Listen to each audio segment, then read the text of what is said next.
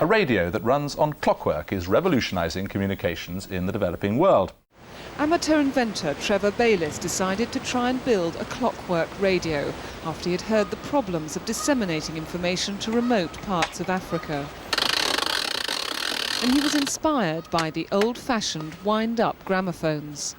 Everybody seems to have this idea that to be an inventor, you have to be a genius, you know, you have to have, you're very, very, very, very clever. Whereas in fact, things happen by accident. I was sitting in my lounge there watching television. I could have been watching The Golden Shot or, I don't know, Come Dancing or something like that. But pure chance, I was watching a program about the spread of HIV/AIDS in Africa. But they said the only way they could stop this dreadful disease killing so many people was through education and information, which could be best brought to them using radio. But there was a problem. Most of Africa and India didn't have electricity, and the only other form of electricity was in the form of batteries, which were literally horrendously expensive. And I can see myself sitting in front of an old-fashioned gramophone with a big horn on the top, right? And I think to myself, hang on, if you can get all that noise by dragging a rusty nail around a piece of old Bakelite using a spring, surely there's enough power in that spring to drive a small dynamo, which in turn will drive a radio. And that's how it came about. Had I not been watching that program, then perhaps it wouldn't have come to me. It was a solution to a problem. What was so nice about it, though, is I could see this going in various directions. I also invented the wind-up torch and also the first solar-powered radio. That's the original wind-up radio made in South Africa by the disabled, which I then, with the help of a friend, we put a solar panel on there and mobile phone. Now I've got the first wind-up mobile phone and torch and radio and solar powered, all integrated into that original product. You can imagine how much excitement it was for me to hear the first bark of sound from one of these gizmos. Having all the tools and all the playthings and the instruments and gizmos and gadgets, it all came together. And of course the technology, as it improves, means that now soon you'll have a wind-up mobile phone. You know, it's obvious, isn't it? I'm interested in things not purely for commercial reasons, but also social.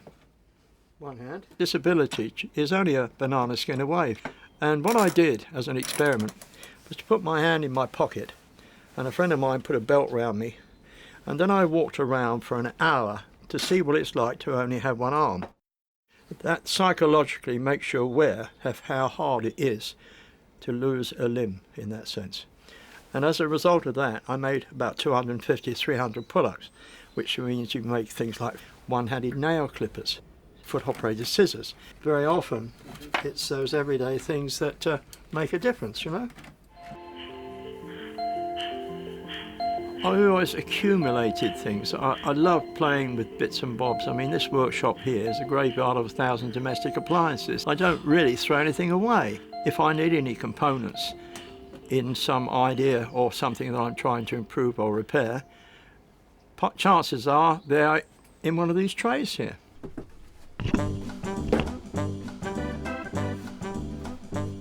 I was born before the war. And during the war, my father, he taught me to use a Meccano set. And I could do the most amazing things with my Meccano set, and yet I couldn't write my name. The Meccano set made a tremendous difference to me and many, many other people. You learn so much from it. It's the basics, primeval engineering, if you understand me. And there are so many gizmos and gadgets that you can make from it. For instance, this thing here I created so I can sort of demonstrate to you how electricity is generated. We have a clockwork. This is a standard issue clockwork device. So you wind it up in the traditional way. As it rotates, you can see it's generating electricity. And that's the same sort of generation that can be used for radios and many other things. In fact, something like that would drive an LED light for a long, long time. It's a little chariot. Wherever I go now, this little chariot its sign points at you. So it means that could be on the back of a truck, for example, and as it goes up and down the block, you can see the sign.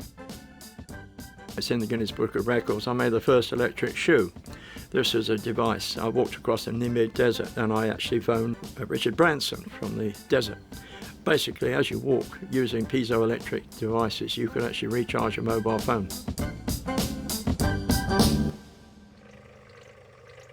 Everything you look at in this room have been invented by somebody, been created. We are all inventors. I think that's the important thing.